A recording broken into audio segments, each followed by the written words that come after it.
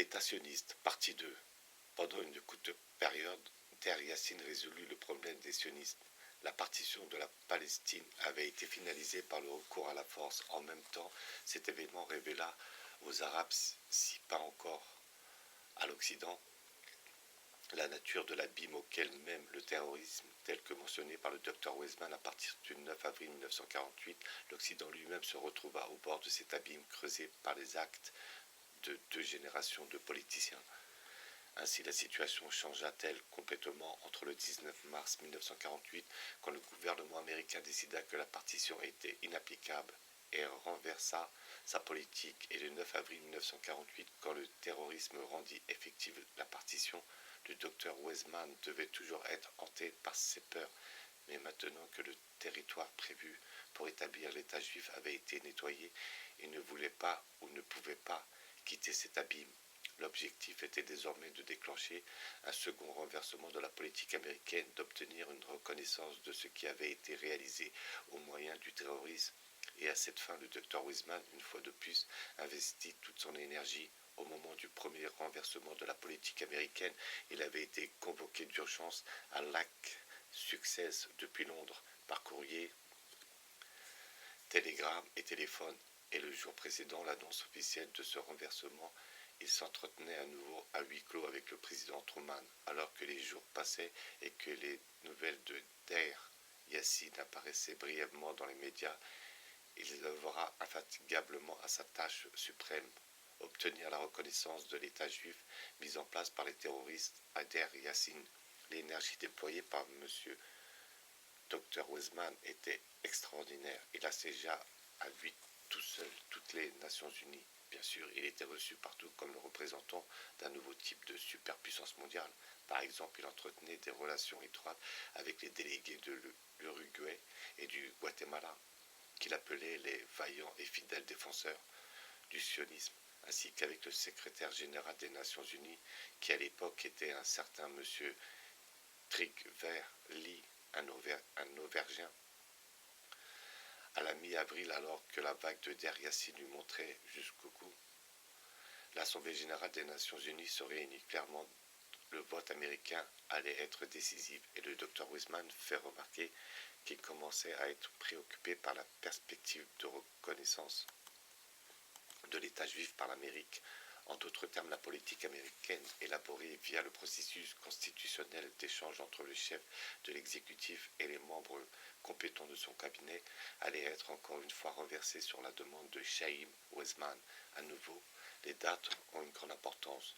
Le 13 mai 1948, le Dr Weizmann rencontra le président Truman.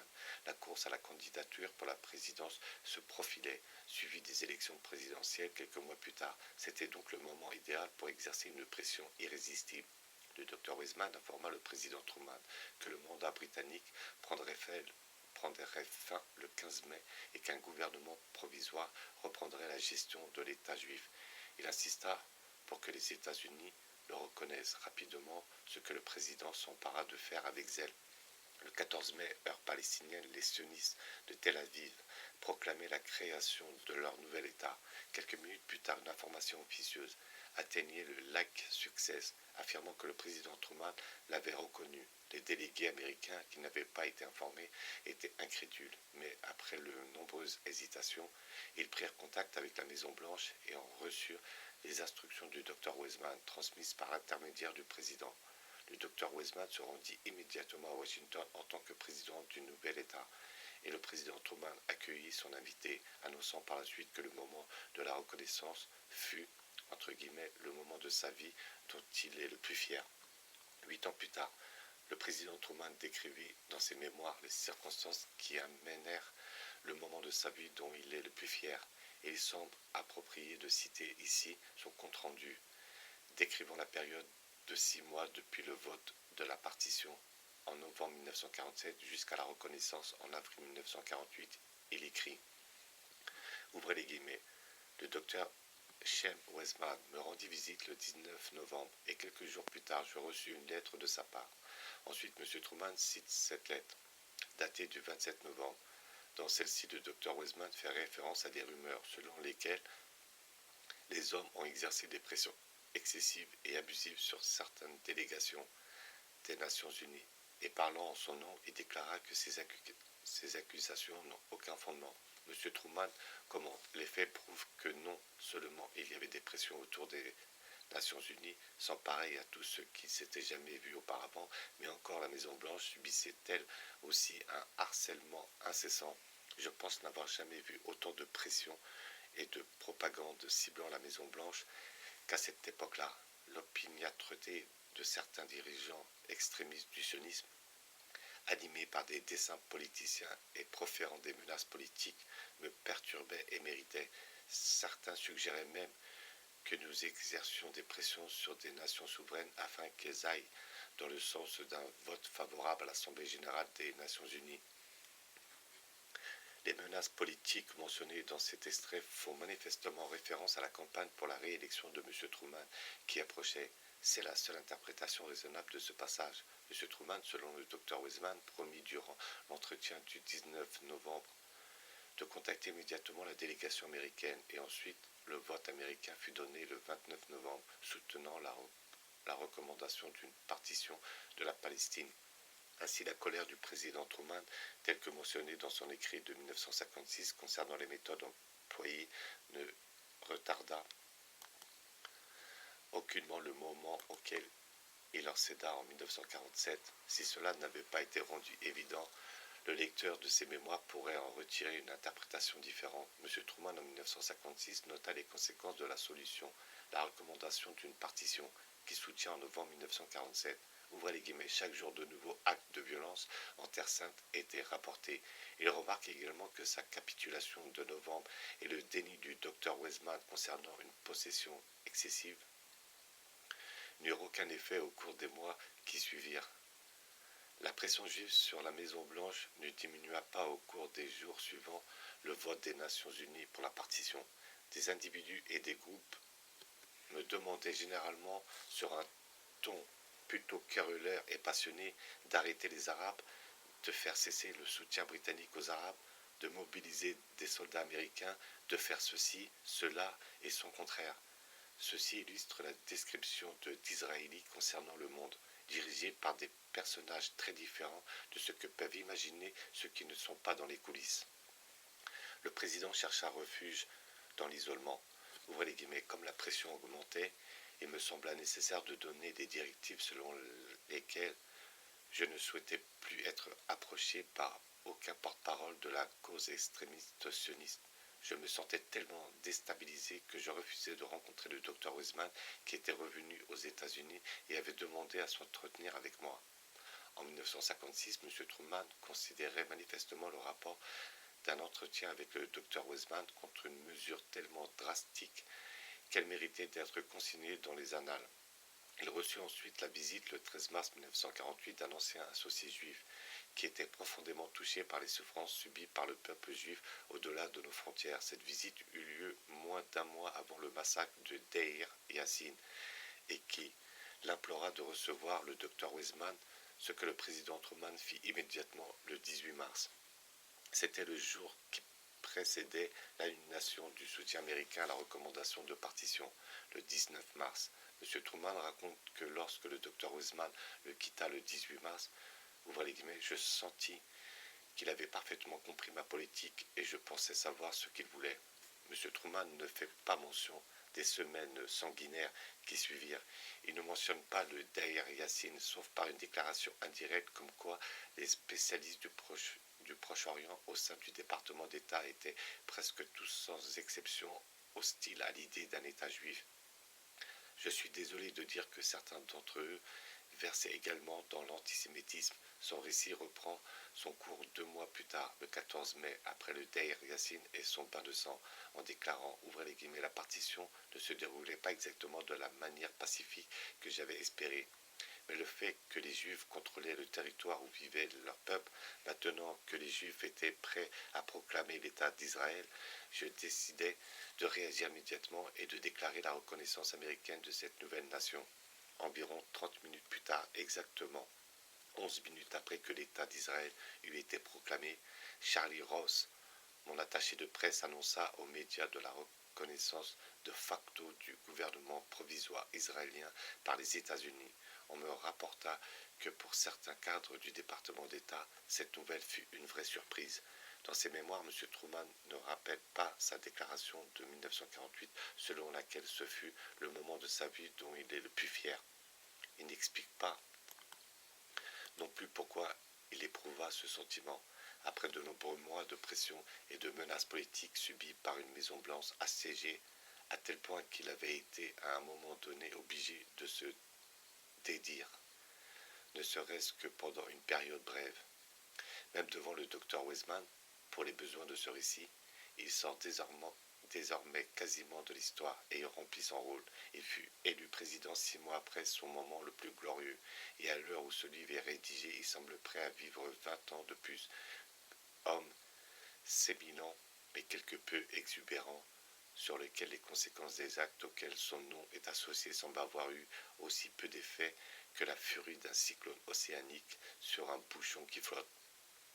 En 1956, il rejoignit le groupe de ceux ayant obtenu un diplôme honorifique de la vénérable université d'Oxford, où une enseignante éleva une voix solitaire et ignorée contre l'octroi de ce titre aux dirigeants dont le nom est surtout connu pour avoir été associé à l'ordre de larguer des bombes atomiques sur Nagasaki et Hiroshima.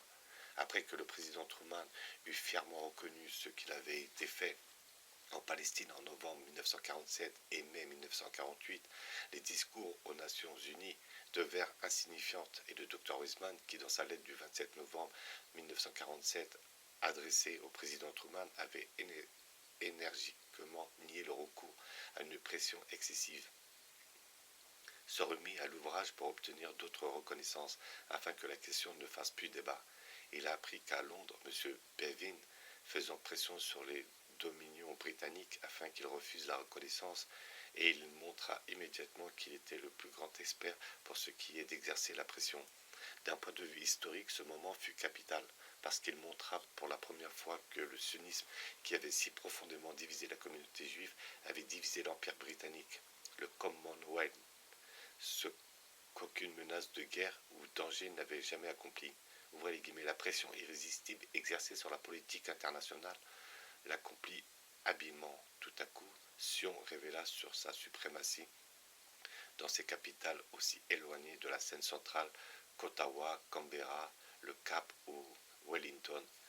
Ceci donna la preuve d'un super travail d'équipe et d'une excellente synchronisation. L'organisation secrète devait avoir produit des miracles en quelques décennies pour obtenir l'obéissance au moment décisif des politiciens de premier plan. Au Canada, en Australie, en Afrique du Sud et en Nouvelle-Zélande, ces pays étaient éloignés de la Palestine.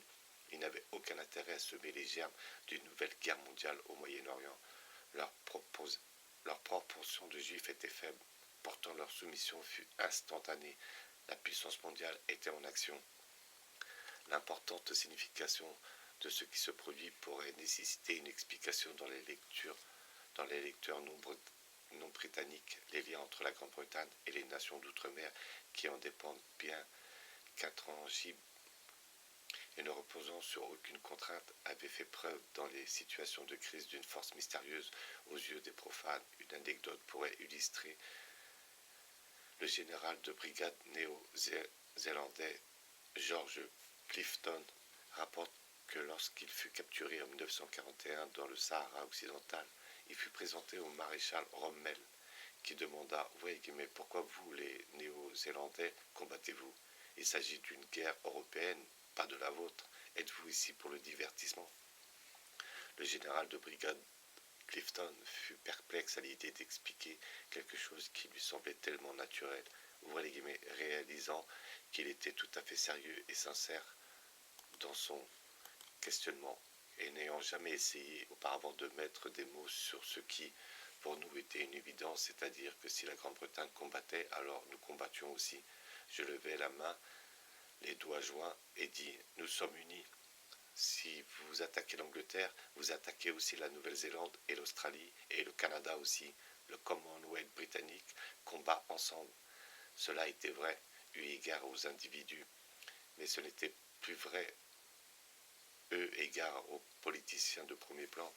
À travers eux, la conspiration venant de Russie avait trouvé le défaut de la cuirasse. La pression de Wellington et dans les autres capitales fut aussi puissante et efficace que celle exercée à la Maison-Blanche. Dans ce cas spécifique, la Nouvelle-Zélande, un personnage emblématique de cette époque et de ce groupe de serfs, était un certain M. Peter Fraser, Premier ministre de la Nouvelle-Zélande.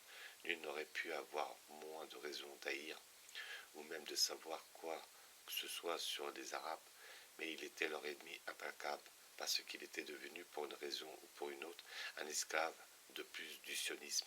Ce pauvre garçon d'écurie écossais qui se rendit de l'autre côté de la planète pour y trouver gloire et fortune, attrapa apparemment ce virus au cours de ses jeunes années, influença passer à Londres alors que ses idées s'y répandaient parmi les jeunes hommes politiques ambitieux, et l'emmena avec lui dans ce nouveau pays, si bien que des années plus tard il employa toute son énergie et le pouvoir de sa fonction à la destruction de gens inoffensifs en Palestine.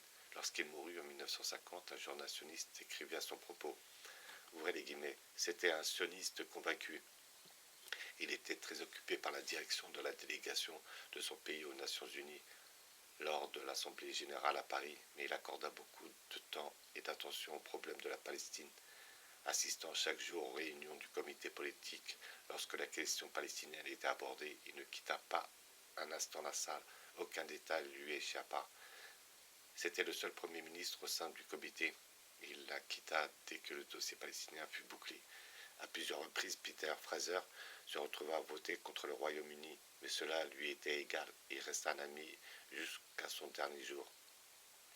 L'individu animé de cette ambition atypique pensait certainement très différemment du général de brigade Clifton et de ses semblables, et s'il avait connu le point de vue de son Premier ministre, le brigadier général Clinton aurait eu beaucoup plus de mal à trouver quoi que répondre au maréchal Rommel, comme il accordait tellement d'énergie au sionisme. On ne pouvait entendre M. Fraser qu'il ait à cœur l'intérêt de son pays, et la Nouvelle-Zélande entra dans la Seconde Guerre mondiale sans aucune préparation, aussi bien qu'en 1941 lorsqu'il rencontra à Port Saïd des combattants survivants néo-zélandais revenant de la Crète et de Grèce, et les trouva hagards, mal rasés, salis par les combats, beaucoup d'entre eux blessés dans un sale état physique et mental, tous tourmentés par la perte de tant de bons camarades. M. Fraser était en partie responsable de cela. Général de brigade de Clifton, avec cet homme comme Premier ministre, la reconnaissance rapide par la Nouvelle-Zélande de ce qui avait été fait en Palestine était assurée, même si les Néo-Zélandais n'en savaient pas grand-chose. En Afrique du Sud, le Dr Weizmann, dans sa stratégie de déstabilisation de M. Bevin, se tourna immédiatement vers le général Smuts, dont le lecteur a fait la connaissance bien plus tôt dans ce récit. Par hasard, je me trouvais en Afrique du Sud à ce moment-là. Un émissaire bien connu du sionisme prit en urgence un vol depuis New York. Et lorsque j'appris son arrivée par la presse, je devinais ce qu'il allait suivre. Cet homme parla devant un auditoire sioniste déclarant que les Juifs n'ont pas à se sentir retenus par les frontières que les Nations Unies pourraient établir, quelle que soit. La seule objection à cette déclaration dont je puisse témoigner vint d'un dissident juif qui dit que de tels mots présageaient mal d'une paix future. Le général Smuts reçut ce visiteur venu des airs et annonça immédiatement la reconnaissance. Uniquement pris de vitesse par le président Truman et le dictateur soviétique Staline, qui sur ce point étaient tous deux parfaitement d'accord. Il s'agit là, je crois, du dernier acte politique du général Smuts, puisqu'il perdit les élections 2 jours plus tard. Son fils l'avait fortement mis en garde contre la reconnaissance, soutenant qu'elle lui ferait perdre des voix. Le général Smuts balaya ce conseil, ce qui est pertinent d'un point de vue électoraliste, puisque ses adversaires étaient sans aucun doute prêts à surenchérir pour obtenir les voix sionistes.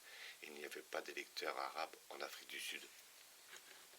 La renommée du général Smuts dans tout le Commonwealth et son impopularité auprès des compatriotes boers reposait entièrement sur la croyance collective qu'il était l'architecte de la réconciliation entre les Anglais et les Boers, ainsi qu'un fervent supporter du concept de grande famille. Sur cette question, il abandonna le gouvernement de Londres en difficulté avec une obéissance absolue, fruit d'une discipline inculquée pendant des années. Je réalisais à cette époque une vieille ambition qui était de le rencontrer.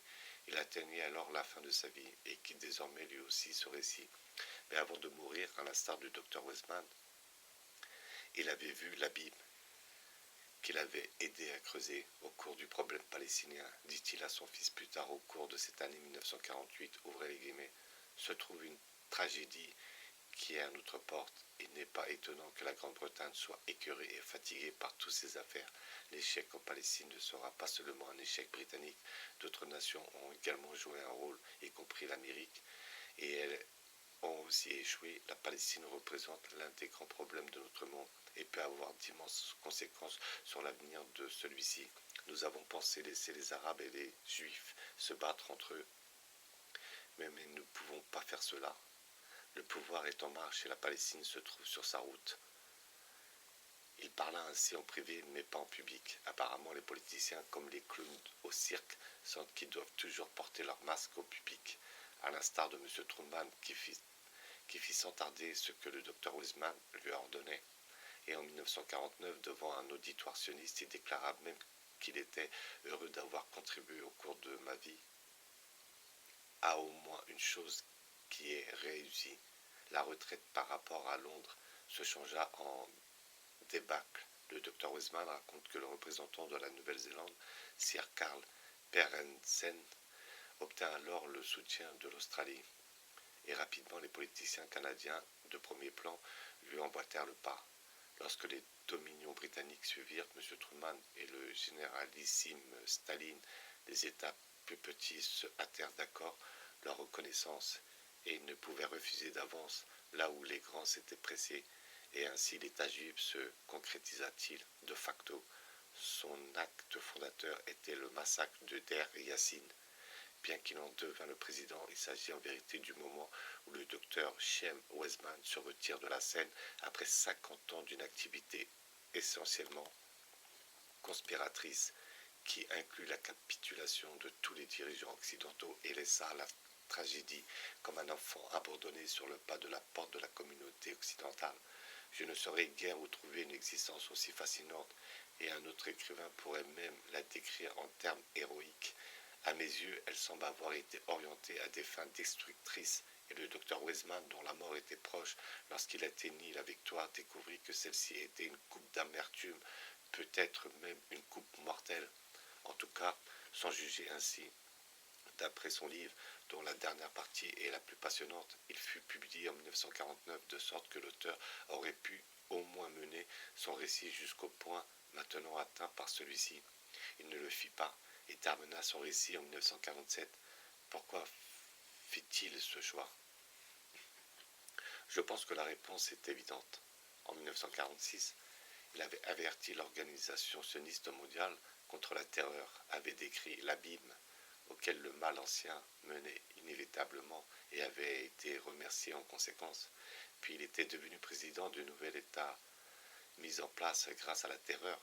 Je pense qu'il souhaitait mettre par écrit ses avertissements à la communauté juive et qu'il ne put se décider à parler des actes de terreur et d'assassinat grâce auxquels le nouvel État était né, si bien qu'il fit mine de terminer le manuscrit avant que ces faits ne se produisent. Il établit la date de clôture de la rédaction au 30 novembre 1947, le lendemain de son triomphe à Lake Success, lorsque le président Truman, sur sa sollicitation, appela la délégation américaine afin qu'elle vote pour la partition. Manifestement, il souhaitait que le livre se termine sur cette note. Le retournement de la politique américaine et les actes contre lesquels il avait prononcé des avertissements eurent lieu juste après. Et comme le livre ne devait pas être publié avant 1949, il disposait de beaucoup de temps pour exprimer son opinion sur ces événements. Tout ce qu'il fit fut de rajouter un épilogue dans lequel il n'aborda même pas l'étape déterminante de Der Yassin, la réponse méprisante à ces avertissements. Depuis, il se mit à nouveau en quatre pour pour dire que cet épilogue était terminé en août 1948, ce qui lui dispensa de faire référence au prochain acte terroriste, l'assassinat du comte Bernadotte, qui eut lieu en septembre 1948. Manifestement, le docteur Weizmann se rétractait. Il s'était associé à ce massacre et à ce meurtre en acceptant et en conservant la présidence du nouvel État. C'est pour cette raison que ces précédentes mises en garde sont d'une grande importance. Il aurait pu les retirer avant publication. Par exemple, il accusa les terroristes, entre les mains desquels il mit l'avenir de la Palestine et pas seulement de la Palestine, d'essayer de forcer la main de Dieu. Cela était sans contexte l'hérésie du sionisme, de tous ceux qui le soutenaient, qu'ils soient juifs ou gentils, depuis tout le début, et du docteur Weizmann, plus que tout autre. Il ajoute que les groupes terroristes en Palestine constituaient un grave danger pour l'avenir entier de l'État juif. En fait, le comportement était proche de l'anarchie. C'était l'anarchie et non pas proche de l'anarchie. De même que l'effort de toute une vie du docteur Weizmann était anarchique, même dans ses arguments. Ce n'est pas le dégoût moral qui l'animait. Sa plainte ne portait pas sur la nature destructrice de l'anarchie en tant que telle, mais simplement sur le fait qu'elle était inopportune, parce que les Juifs détiennent des otages dans le monde entier. Le lendemain même de son triomphe à Like Success, il revint à son nouveau thème. Ouvrez les guillemets, il ne doit pas y avoir une loi pour les Juifs et une autre pour les Arabes. On doit donner aux Arabes le sentiment que la décision des Nations Unies est définitive et que les Juifs ne s'introduiront pas dans les territoires situés au-delà des frontières qui leur ont été assignées. Cette peur existe chez de nombreux Arabes et cette peur doit être éliminée par tous les moyens possibles. Ils doivent voir dès le départ qu'au sein de l'État juif, leurs frères sont traités exactement comme les citoyens juifs. Nous ne devons pas nous prosterner devant des dieux païens. Les prophètes ont toujours puni le peuple juif avec la plus grande sévérité pour cette inclination. Et à chaque fois qu'il retourna au paganisme, à chaque fois qu'il revint en arrière, il fut puni par l'inflexible Dieu d'Israël. Je suis certain que le monde jugera l'État juif à la façon dont il traitera les Arabes. Tu le dis. À cette occasion, le docteur Weizmann revêtit la robe d'un prophète israélite, ou peut-être la couronne du roi Knut ordonnant aux vagues de s'écarter. Lorsque ces mots furent publiés, les Arabes avaient déjà été expulsés de leur terre natale. Les Juifs s'étaient introduits dans les territoires situés au-delà des frontières précédemment recommandées, et les Arabes n'étaient pas traités exactement comme les citoyens juifs, mais étaient devenus des fugitifs sans foyer et sans ressources. Le docteur Weizmann prétendait ne pas savoir tout cela. Il ignora tout ce qu'il avait eu lieu et déclara que cela ne devait pas avoir lieu. On aurait du mal à surpasser une telle démonstration d'hypocrisie, même dans le domaine de la politique. L'explication probable est qu'il n'arrivait toujours pas à se décider à dénoncer ce qu'il avait été commis, même comme sa mort approchait. Il ressentait le besoin d'attirer l'attention sur ses conséquences, des conséquences que, dès le début, l'œuvre de toute sa vie était destinée à produire. Si cette œuvre aboutissait finalement, il cria, ouvrez les guillemets, en arrière toute, main en vain. Un plus grand homme que lui hurla son horreur et lia les conséquences aux actes qu'il n'eut pas peur de donner. Le docteur Judas Magnès se situait dans la ligne directe des Israélites dissidents de jadis. Il était né en Amérique en 1877 et, comme le docteur Weizmann, avait consacré sa vie au sionisme, mais d'une manière différente. C'était un sioniste religieux et non politique, et il n'avait pas la présomption de forcer la main de Dieu dès le début. Il avait œuvré à la création d'un État judéo-arabe binational et avait attaqué le chauvinisme-sionisme dès sa première manifestation. Il devint président honoraire de l'Université hébraïque de Jérusalem en 1925, après s'être violemment opposé au docteur Weizmann au sujet de la pompeuse cérémonie de pose de la première pierre en 1918, puis la présida à partir de 1935. En 1948, il se trouvait à Jérusalem et fut consterné par l'apparition du mal ancien sous une forme nouvelle et horrible. Il fit un discours d'adieu déplorant et condamnant les sionistes ainsi que les dirigeants occidentaux. Ouvrez les guillemets. Les réfugiés ne devraient jamais être instrumentalisés et brandissent telle une carte maîtresse par les hommes politiques. Il est déplorable et même incroyable qu'après tout ce que les Juifs d'Europe ont traversé, un problème de réfugiés arabes soit créé en Terre Sainte. Il mourut juste après cette déclaration, et je n'ai pas réussi à connaître les circonstances de sa disparition. Dans les ouvrages juifs, les mentions relatives à cet événement sont souvent laconiques et ressemblent à celles concernant l'effondrement et la mort soudaine du docteur Herzl.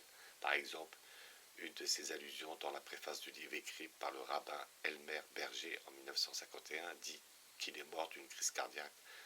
Avec le docteur Magnès, c'était un autre pacifiste juif qui rejoignait le groupe des hommes responsables qui depuis 50 ans tentaient vainement de maintenir l'Occident et les Juifs hors de l'emprise de la conspiration talmudique de Russie. Il créa puis quitta une organisation, l'association Ihud, qui parle encore en son nom, et même depuis Jérusalem. Son porte-parole à Jérusalem, le mensuel Ner, déclara en décembre 1955, ouvrez les guillemets, finalement nous devons révéler ouvertement la vérité fondamentalement. Nous n'avons aucun droit d'empêcher le retour des réfugiés palestiniens sur leur terre. Quel combat Ehud devrait-il mener, transformer la poudrière permanente? Quel l'État d'Israël, selon le ministre Pinas Lavon, à une terre de paix? Et quelle arme Ehud doit-il utiliser? L'arme de la vérité. Nous n'avions pas le droit d'occuper une maison arabe sans en payer d'abord le prix. De même pour les champs et les vergers, les magasins et les usines. Nous n'avons absolument aucun droit de coloniser et de concrétiser le sionisme au détriment d'autrui. C'est du vol, c'est du banditisme. Nous faisons à nouveau partie des pays très riches, mais nous n'avons pas honte de voler les biens des Falaïns. Actuellement, ce point de vue est encore peu répandu au sein de la communauté juive. À ce sujet, le docteur Albert Einstein avait la même opinion.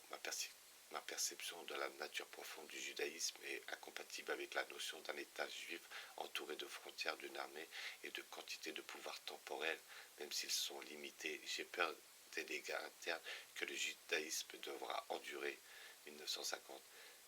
Mais c'est le seul point de vue qui offre à la communauté juive l'espoir d'échapper définitivement au sionisme des Khazars. Aujourd'hui, il est probable, si ce n'est certain, que cette libération ne pourra avoir lieu qu'après la tribulation finale au cours de laquelle l'aventure abjecte en Palestine devra impliquer les multitudes occidentales, y compris les Juifs parmi celles-ci. Un dernier point doit être signalé au sujet de la création de facto de l'État sioniste, à savoir qu'il est l'enfant de la Révolution. La Révolution permet aux Juifs de devenir majoritaires en Palestine, conformément à ce que les auteurs britanniques de la déclaration Balfour de 1917 avaient souhaité, et cette transformation en Palestine n'aurait pu être réalisée d'aucune autre manière, puisqu'aucun autre groupe de Juifs n'aurait pu être amené à se rendre là-bas. Ce mouvement de masse n'était possible que pour les Juifs de l'Est qui vivaient depuis des siècles dans la stricte application des règles talmudiques, et la manière dont ils furent transférés en Palestine a été décrite ici en 1951. Les statistiques du gouvernement israélien montraient qu'au sein de la majorité, qu'il avait été constitué approximativement de 1 400 000 Juifs et de 1 061 000 personnes étaient nées à l'étranger, et parmi celles-ci, 577 000 venaient des pays communistes situés au-delà du rideau de fer, pays où les non-juifs n'avaient pas le droit de se déplacer, ne serait-ce d'une ville à une autre, sans autorisation de la police ou d'une quelconque autre autorité. L'essentiel des 480 000 restants étaient des juifs nord-africains ou asiatiques qui arrivèrent après l'établissement de l'État et dont ne participèrent pas à sa violente approbation. Par conséquent, les envahisseurs étaient des juifs de l'Est, d'Angleterre et d'Amérique d'origine tartaro-mongole, mais leur nombre seul n'aurait pas suffi à assurer la victoire. Ils avaient besoin d'armes. Pour cela, pendant la guerre, le général Walvel avait informé M. Churchill que les Juifs, si on leur permettait, pourraient battre les Arabes, et manifestement il basait ce jugement sur les armes que, comme il le savait, les sionistes avaient accumulées.